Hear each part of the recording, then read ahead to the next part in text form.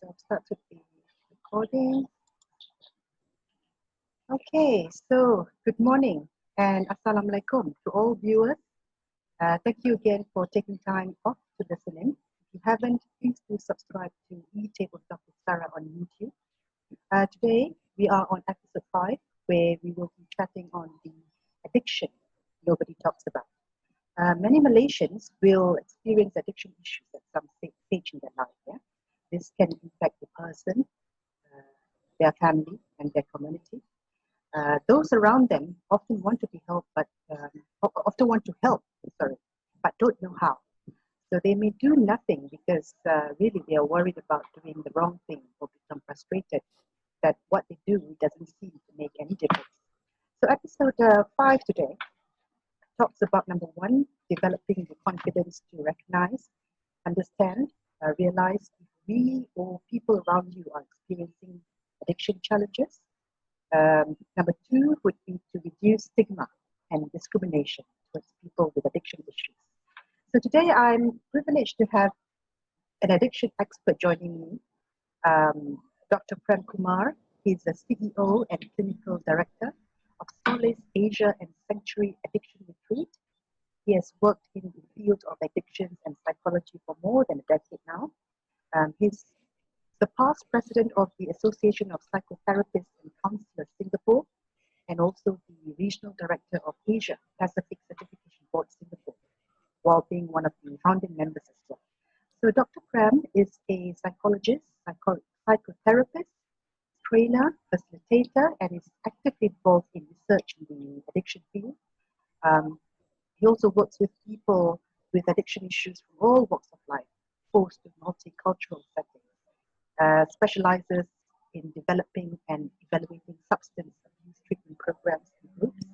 He brings with him vast experience in working with relationships issues, marital counseling, one interpersonal issues, and he's also a certified practitioner in management of family violence counseling with the Ministry of Community Development, Youth and Support.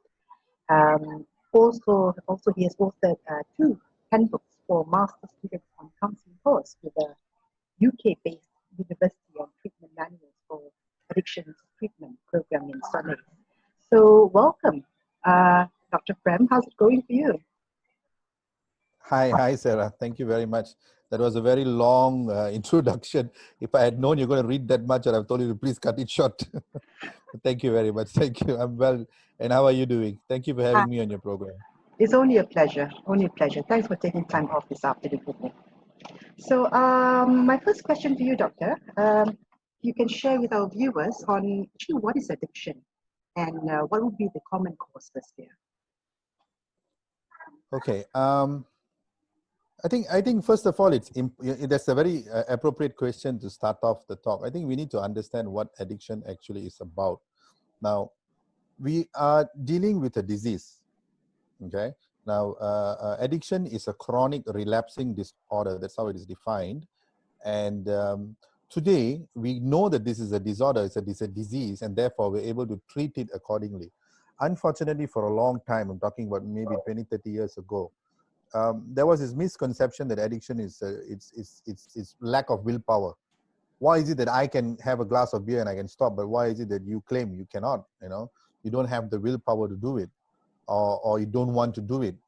Then, of course, there was this thing about people with addictions have low spiritual values, or they are possessed. But today, science has proven, and we're able to show that this is a disease, and it's specifically in the brain. Okay, so why is it that some people are unable to stop? It's mainly because they are unable to do it. They have lost control to manage the drink or the drug. After it starts off with a choice, obviously, no one is forced into it for whatever reason, peer pressure, pleasure, pain management, for boosting your confidence, artificially boosting your confidence. It starts off for that reasons, but after a period of time, a very organic process takes place in the brain where it becomes a need. Okay, and that's why we call it a disease. And I'm sure we'll be talking about it a little bit more later. Yeah, before we go on to the second question here, Doctor, what are the kinds of substances Oh, okay. addiction? Yeah. Now, basically, there are two types of addictions, okay, within the family of addictions. Yeah, one is known as substance addictions, which you just said, Sarah. You know, so anything that is chemical related or substance related, alcohol, all types of drugs. Now we have heard of amphetamines, stimulants, downers, uppers, depressants, all kinds of substance. Then there's another type of addiction known as process addiction, or things like gambling addiction, sex addiction, eating disorders, kleptomanics. Now this is something, a compulsive disorder which does not have to be associated with chemicals. Okay, they both generally are a form of addiction. They cause different kinds of damages to the person and the family, but it is a form of dependency lah. I would say gaming would be Oh yeah, of course. another. Yeah. I missed that. Yes, gaming addiction, internet addiction. Yeah, that is not substance related. So the question is, when does addiction become an addiction, right? You know, when is it that you cross the line and you need help? Basically, to answer that question, I would answer it in one sentence. An addiction becomes an addiction when your life becomes unmanageable without it. That's an easier way to look at it, right? Now, there are functioning substance users. There are functioning people who are addicted. You know, they can manage their life. But what happens is, in a matter of time, the need becomes more and more. Like I said, this is an organic process. Human beings naturally develop tolerances. And today I need 1 glass. After a month, I need, say, 3 glasses of beer. After 5 months, I need a barrel of beer. After, I need a whole crate of beer. Then beer is not enough. I need something else to give me that same feeling or the same stimulant or whatever it does for my brain. So it gets worse with time lah. It's an organic thing lah. I see. So how can one recognize your friend or your family member is going through some serious addiction issues here? Okay. Now, let me go back to the earlier question, Sarah. Okay, let's look at defining the addiction itself. Now, when we say this is a disease, there are 4 elements or 4 areas why some people are at higher risk. All right, biological, psychological, social, and spiritual. Right. Now we know this. Yeah, people working in this field, they know. We call it the biopsychosocial spiritual model. First of all, biologically, some people are predisposed. How are they predisposed? They could be genetically predisposed. They could have inherited, just like most diseases, cancer, hypertension, heart problems. There are genetic predispositions as well. Addictions have the same issue. I see. Okay. Yeah, there is a 30 to 50% risk factor. But this doesn't mean if I have a problem, my child is going to be having one. You know, he's not going to become an alcoholic or a drug addict. Doesn't necessarily mean that. It puts him or her at higher risk lah, by 30 to 50%. Okay. Now then we move on to the psychological element, the second one. Psychologically, some people struggle with managing stresses. Now, when you suffer from depression or for example, right? Nobody likes to feel depressed. Human beings want to feel happy. You and I, we all want to feel happy and have fun, right? When you're down, you look for things to boost yourself up. Now you experiment with alcohol or with some substance and suddenly you feel, wow, this is good. It's getting me out of my depression, makes me feel good. So what do? You want more of it. And then after a matter of time, it becomes a necessity lah. Now, also psychologically, for example, celebrities or you know, those who are in the limelight, when it's up on stage, those stresses, to manage those stresses, those pressure from the public, they take substances to give them that artificial confidence. Unfortunately, with time, like I said, the body builds a tolerance and you need more and more and more, right? That's from a psychological perspective. Then from a social perspective, the easiest way to look at that would be peer pressure, right? If I'm in an environment where everyone is smoking or everyone is drinking, it's a matter of time before I start too, right? I may not become addicted, but if I'm already predisposed from a biological and psychological perspective, then the social factor just reinforces it. Right? Finally, spiritual. Spirituality here, we're not really referring to religion, though religion and faith is very important. But here, from a treatment perspective, we're talking about people's values, their belief system, lack of confidence or overconfidence, low self-esteem and things like that. That also can be artificially boosted with substances as well, but it's temporary, mind you. So with these 4 factors in mind, biological, psychological, social, and spiritual. The biological factor is, well, beyond our control. There's nothing much we can do. But psychological and social and spiritual is something we can treat, right? We can work around it, with professionals. So 3 out of 1 is a stronger chance of getting well. Okay. So that's defining what addiction is about, going back to the earlier question. Sorry, now I forgot the question you asked me. Apologies. How can a family member or friend recognize that one is going through addiction issues? Okay. Yeah. First of all, one clear thing would be change in pattern. So this person may have a daily structure, a routine. Suddenly you see the shift in the routine. He doesn't get up as he used to. He sleeps too much. He sleeps less. Then there would be mood swings. He's getting upset easily. He's highly irritable. Of course, appetite changes. He's not eating enough. He's eating more. Self-hygiene neglect. Lots of neglect of hygiene. Suddenly becoming irresponsible. Then you would notice he starts to isolate. Now, when the isolation kicks in, it's something to be concerned about, because that's when they're probably using more of the substances. Now, we find working with this group of people, many of them are most comfortable in their own homes.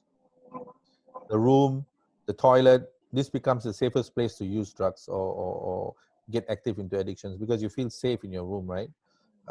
That's the safest place to be, when you go back. So you see them spending a lot of time in these places. Something to look out for as well. I see. Okay. In my intro just now, doctor, I said, around us when we see this pattern, say what you're saying now, very often we want to help, but we don't know how. So and we are very worried, what we say or do might make it worse. How can we respond? What will your tips be to respond supportively to people experiencing this? You see, working with families. See, first of all, we need to understand that addiction is let's look at it as a virus, right? It's a virus that comes and inflicts the whole family system. The family functions as a unit. The family has a system, a structure. Father, mother, husband, wife, everyone plays a role to keep this unit going and evolving. Now, addiction is a virus that just comes in and intrudes into this whole structure, and it shakes it up. Now, when the structure, the system loses its balance, it will automatically find a way to balance out again and function as a unit. But what happens is, when the virus affects the family, what happens is they will find various roles to become secretive. Okay? We don't want our neighbors to know we have a loved one who's got a problem. We avoid family functions. We avoid parties at home. We don't talk much to people because we think it is embarrassing. We don't want people to know, right? So we hide. But this hiding and this secret is actually helping the addicted person to get worse, not better. Because you're not helping him or her. You are thinking you're protecting the family, but what you're doing is you're actually helping him to continue this addiction. Families can love them. You love your child, you love your family member very much.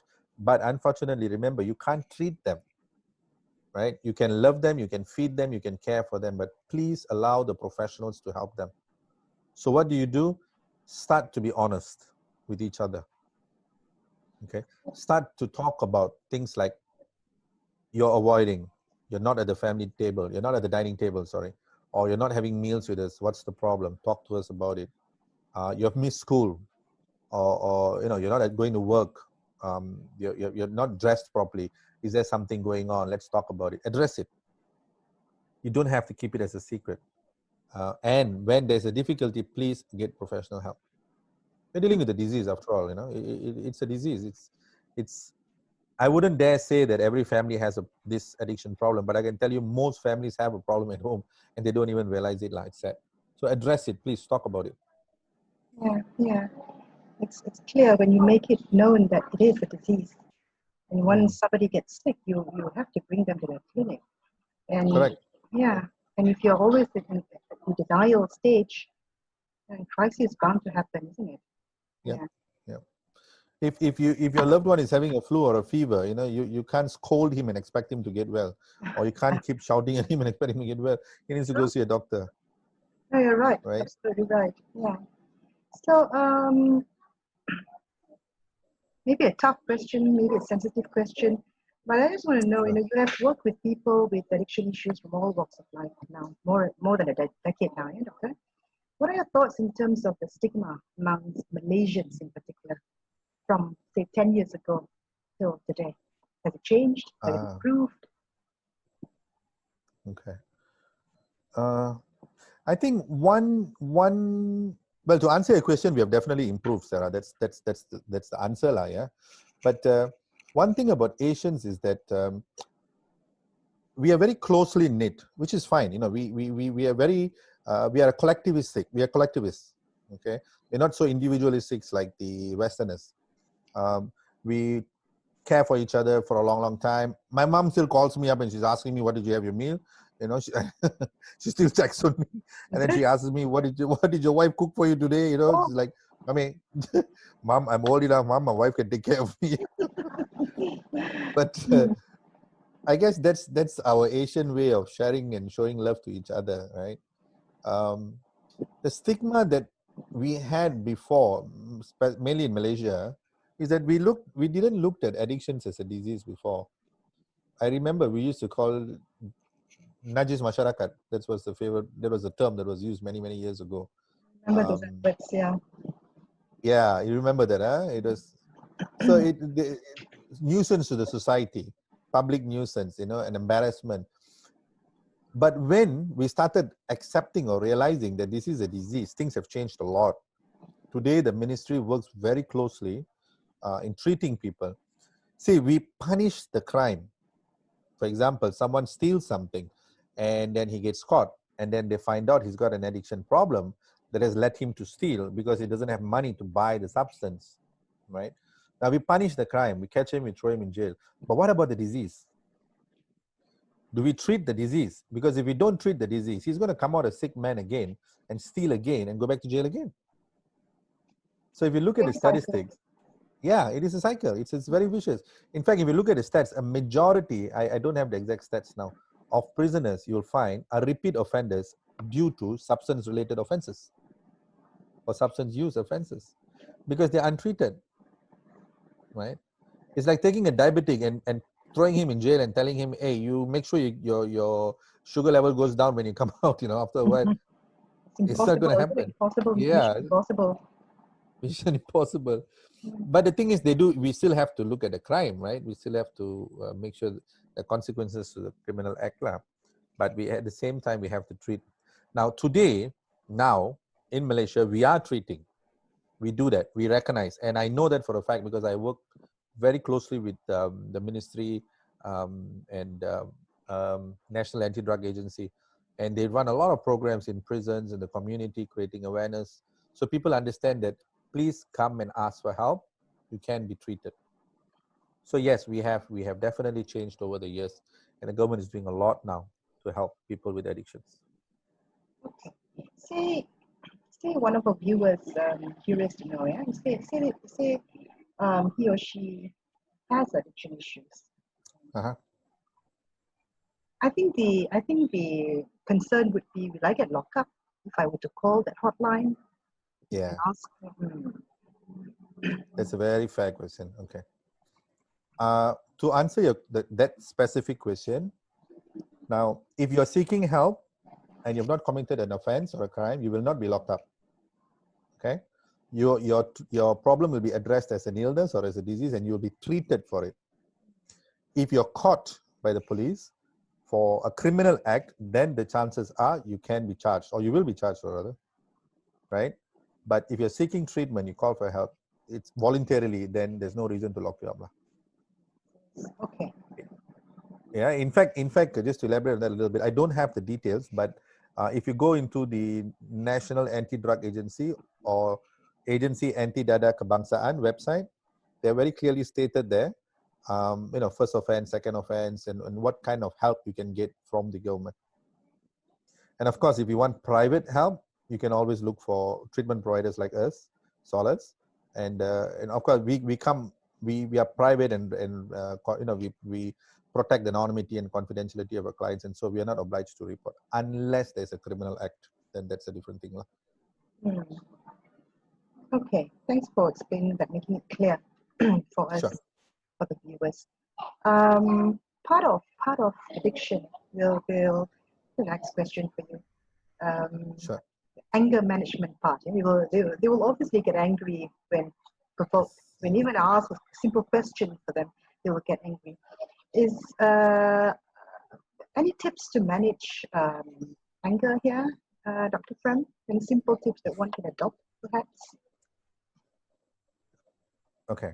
Now, if you're talking about anger and emotions specifically with people with addictions or mental health issues, it's a bit different. It's more complicated. Now, the reason is this: addiction itself, it's part of it. It's known as an impulse control disorder. Okay, that means you don't have time to think before you act. So that's why if you put a glass of alcohol in front of a person who's got alcohol problems, he acts on impulse by picking it up and drinking it. He doesn't process it and think, and then make a decision whether it's a good time or I can pick it up or I should not. It doesn't. He acts first. Then, of course, he regrets. Now, the regrets and the remorse come in. People with addiction issues generally do not know how to manage their emotions. So the emotions become very overwhelming. And what they do is they drink more, they drug more, and they numb the emotions. So it's that vicious cycle, as you said earlier. Okay. Now, anger is an emotion, and anger is triggered by whatever reasons, triggered by an argument or a dispute or something I don't like. So if I already have an impulse control disorder, and now my anger is triggered, the chances are very high I'll react or rather very fast. I won't think. See? So it becomes a bit more complicated for people who have this impulse control disorder. So they don't have time to think and process. The best thing to do is don't react, but walk away. Okay? Don't even give yourself time to think about it, because you won't. You'll react first, then you'll regret. It's about learning to respond and not react. That's true. Responding basically means you have time, you process it, you think about it, then you do whatever is right lah. But reacting can be wrong because you're acting on emotions. So walk away is the simplest thing to do. Thank you, doctor. That's very powerful. Very powerful. Now, maybe you can explain more in terms of where can one go for treatment. At the same time, tell more about this beautiful SOLACE company that you have founded here. Okay. Now, because as I said earlier, this is a disease, and there are so many elements, or 4 elements or other, that complicate the disease or predispose people to becoming addicted. In order to get treated, you need a very holistic team that specializes in all these 4 areas. So for the biological perspective, you will need doctors, psychiatrists, medication, nutritionists, dietitians, fitness trainers, to get the body, the physiological aspects up to shape. From a psychological perspective, you will need psychologists. You will need clinical psychologists or psychologists who are trained to do evaluations and assessments and identify whatever underlying psychological reasons. There could be trauma issues. There could be upbringing issues. There could be childhood issues. There could be abuse issues, emotional abuse or physical abuse that may have led someone to start abusing substances. From a social perspective is the environment. Okay, change of environment definitely makes a lot of difference. Pluck the person out of his comfort zone where he's using substances. If he's using substances in the home, pluck him out of the home, put him in another environment. So the triggers all around him will be removed. You know, the person who's smoking cannabis on his bed daily, the curtain is a trigger, the light is a trigger, the paint on the wall is a trigger, the pillow he's sleeping on can be a trigger because he's seeing it every day and his brain associates all of those stuff with smoking cannabis, right? So change of environment from a social perspective. Now, from a spiritual perspective, how do we treat? Well, religion, faith is definitely helpful, but you know, we can't reinforce it because there are so many types of, so many various faiths, right? So we use a spiritual program, which means we teach them values, self-esteem. It's time to start loving yourself. All this while you have not loved yourself, that's why you have abused yourself. You are a good person. You're a beautiful human being. It's just that you're unwell. And the disease has made you do things, right? The disease makes you manipulate. The disease makes you lie. The disease has made you steal. But deep down, you are a very beautiful human being. And it's time for you to treat yourself and love yourself for that reason. From a spiritual perspective, we do that. So we have recovery coaches who manage that perspective, that part. We have psychologists who manage the psychological part. Then we have our doctors, our nurses, our nutritionists, our psychiatrists who manage the biological part. So treatment has to be holistic with a team to get people well. Now, sometimes, yeah, and this is a common thing that happens in the public. For example, a person who's got alcohol issues, the families take him to the hospital to do a medical detox. Once he's detoxed, say a week, they think, oh, he's cured. My loved one is done, he's cured. He went to the hospital. Actually, he's not. That's just the beginning. This is the first process, you see. It may have taken him years to get into an alcoholic state. And how is he going to get well in 1 week? The detox in the hospital is just the first stage of maybe detoxifying the body of the alcohol. What about the damage in the brain? What about all the psychological damage that is gone through? So often when people come out of hospitals without psychosocial treatment, they relapse. They go back to their substances. So you need the team of experts to manage when you're treating people with addictions, or even any mental health for that matter. Actually, you need a team, right? Now, for example, if you go to the hospital with a stomach ache, a belly ache, and you see a GP, he may say, oh, it's not only your belly, it's your kidney. The liver specialist has to come, the kidney specialist has to come, the gastro person has to come. So you need a team to help you get well. There are a lot of reasons why. So if people are seeking treatment, please look for places where treatment is holistic. If you go only for the one aspect, the moment you come out, the chances of relapses are high. Yep. And this is something that, yeah, definitely. And this is something that SOLACE, your place, is focusing on, yeah? Yes. How long are your programs there? Okay, in SOLACE, of course, we have our team of clinicians. So we have all these clinicians in-house, and we have consultants who come and go. We also do a lot of alternative therapies. It's a packed program. The program is designed based on the biopsychosocial model that I just explained. So basically, when a patient comes in, we will do evaluations with them based on all these various areas. Evaluations also done with the family members to get information from them as well. Based on the findings and the assessments of the evaluations, the program is designed to meet customized needs of the individual. Okay. Now, how long does it last? Well, on average, patients stay up to 3 months, and 3 months is a good time frame to look at for people to stabilize. But that's not the end of the story. Support is lifelong, which means, after 3 months or after 6 months or a year, even when you go back home, there needs to be some form of continuum care or support. And we will do that, we encourage that. We'll make sure patients get that support in the community. Yeah. But a minimum stay is 28 days. Yeah. So people do come in for 28 days as well. That's the minimum. I see. Okay. The Malaysian insurance, does it cover the treatment? Sadly, no. Not yet, I think. Hopefully one day we will. Well, because we come under mental health and psychiatry, so insurance does not cover that. But there are a few international insurances that do cover, and SOLACE is on the board with some of them. So if you do have an international policy and you want to know if you're covered, please let us know. We'll check it out for you. Okay, okay, all right. Okay, so just bringing you back a little bit Sure.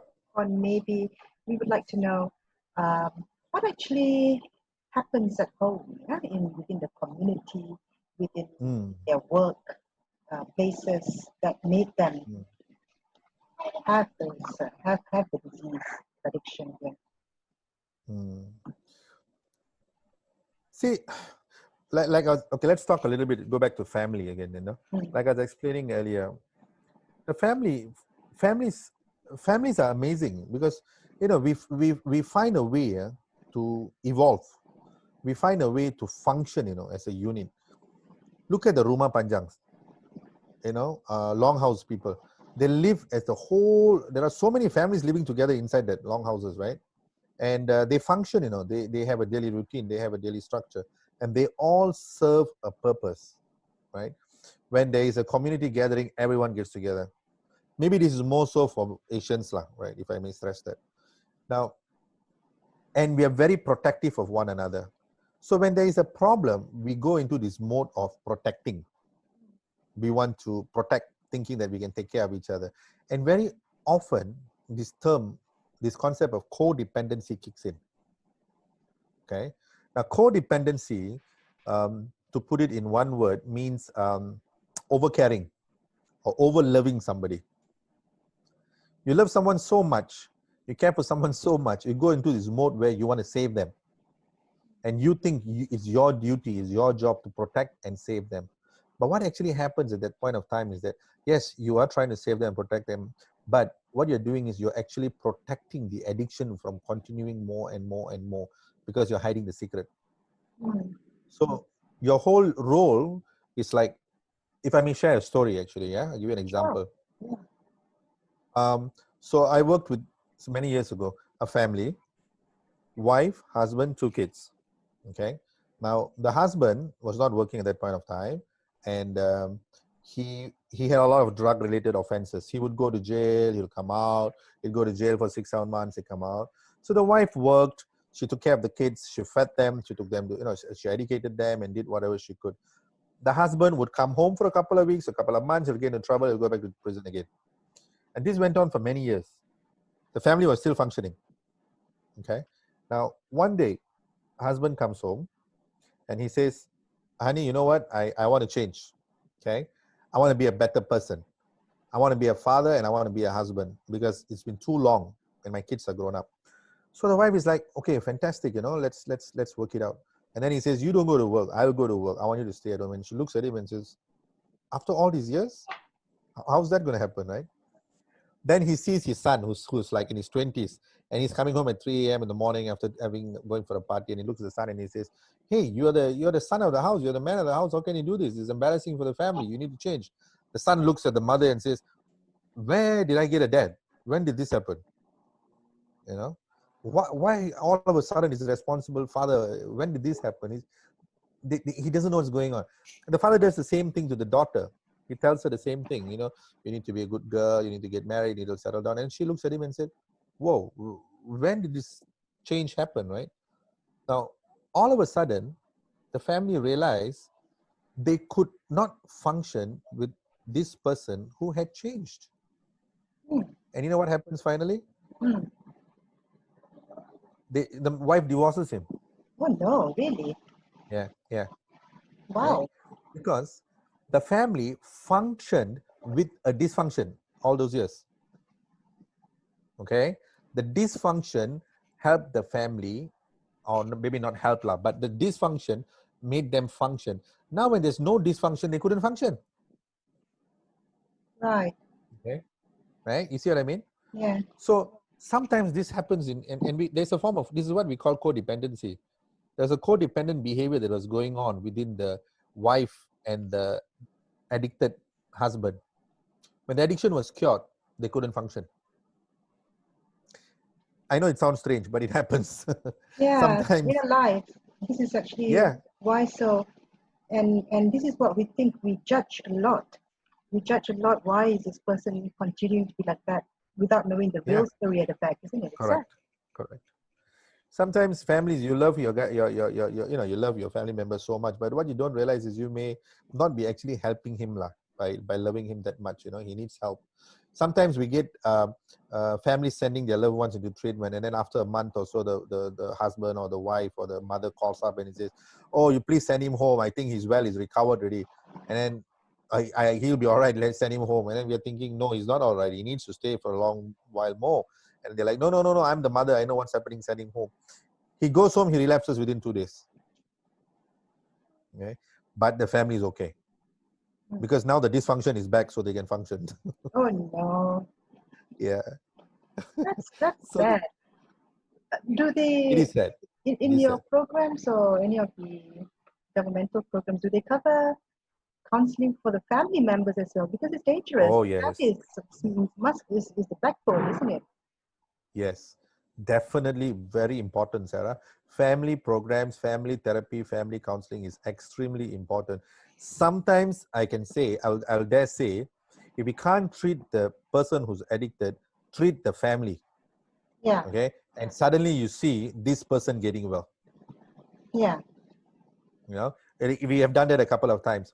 We see that the person doesn't want to come in for treatment or, for whatever reason.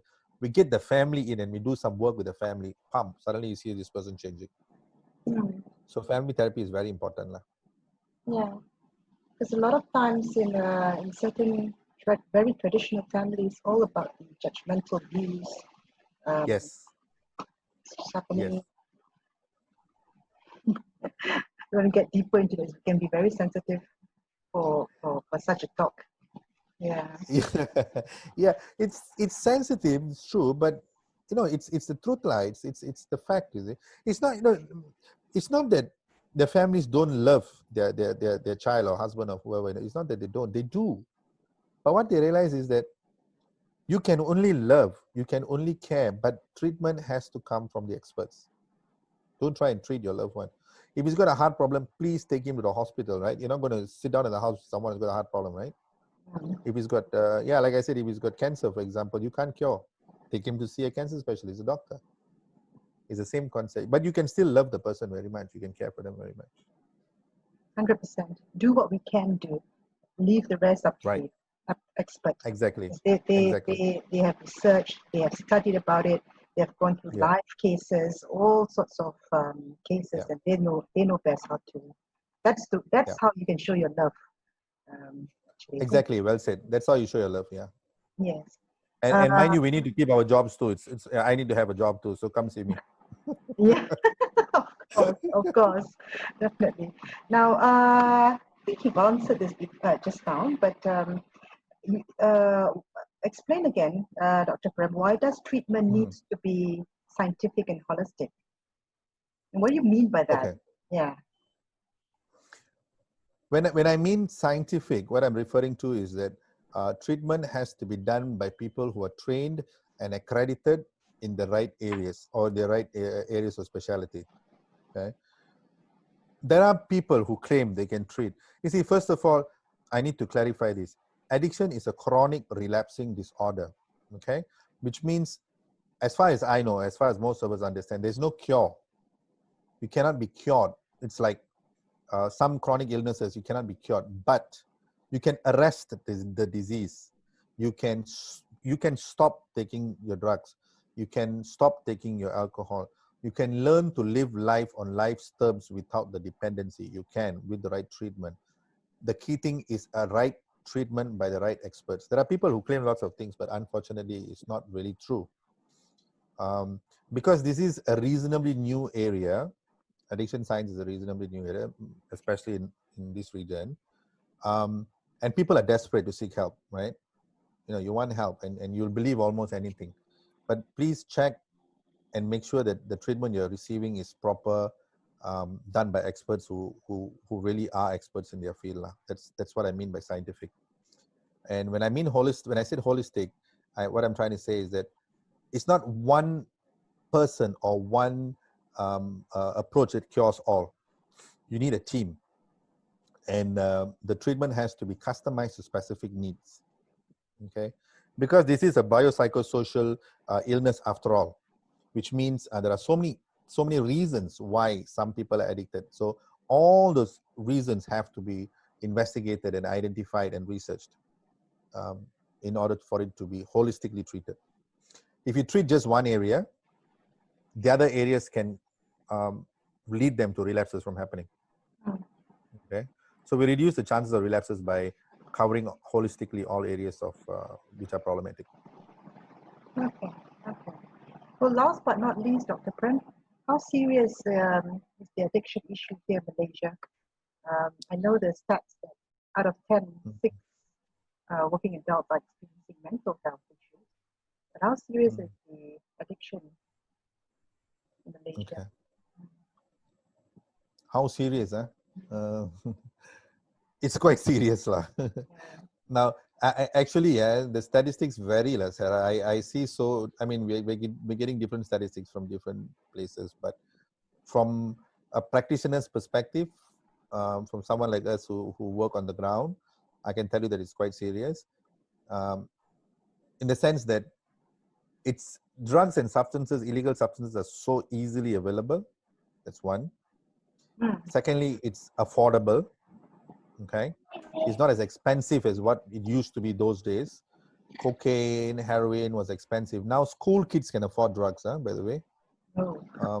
Yeah, they are in candies, they are in chocolates, distributed in schools. It happened some time ago, but these fellas were caught.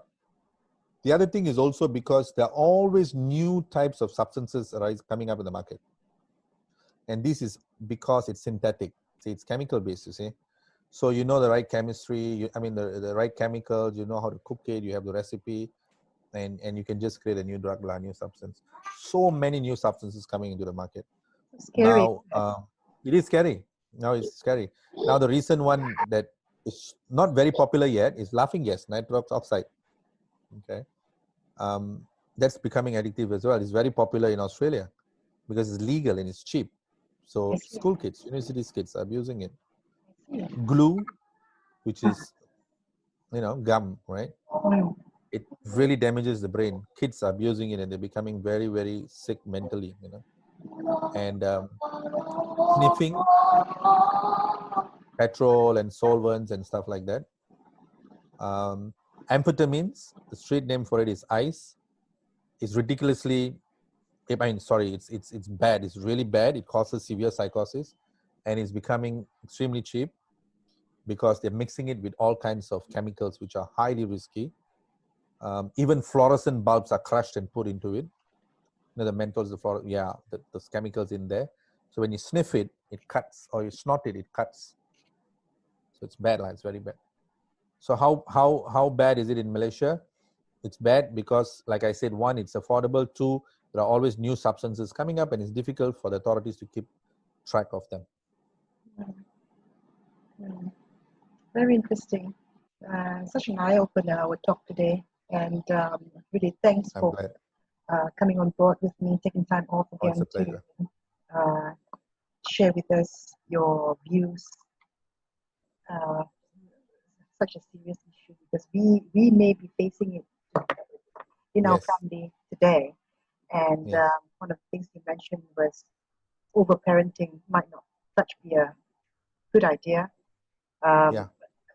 There are means and ways to, but we'll have more, Doctor. We'll definitely have more chats with you.